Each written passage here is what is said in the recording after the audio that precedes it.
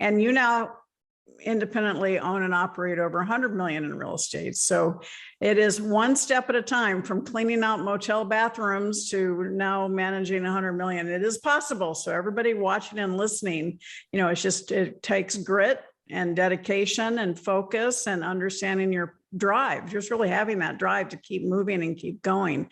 And real estate, of course, has not always been up and down. Certainly the last couple of years with COVID, commercial real estate, a lot of strip malls had a lot of problems because those businesses couldn't survive.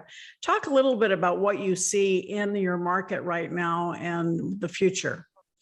Sure. So prior to COVID, in retail sales, $5.4 trillion of retail sales.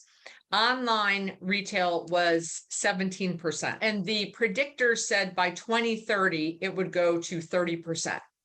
What we found in the beginning of COVID, that number ran up to 20. And then since then, it's down to 16. So people being locked in their houses have found a newfound love of shopping in store and in person.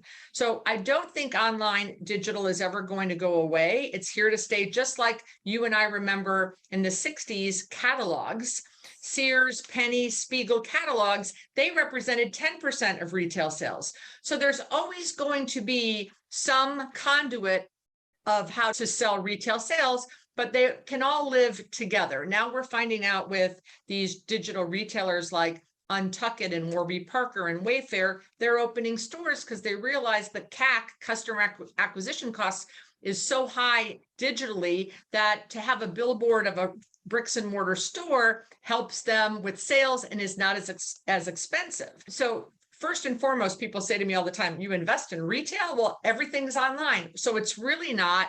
And again, as an investor, if it gets to 30, I'm still good with 70, Sharon.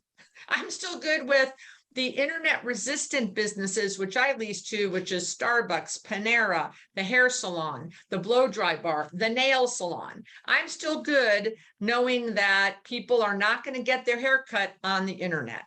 During COVID, so my $100 million of real estate represents 6 shopping centers.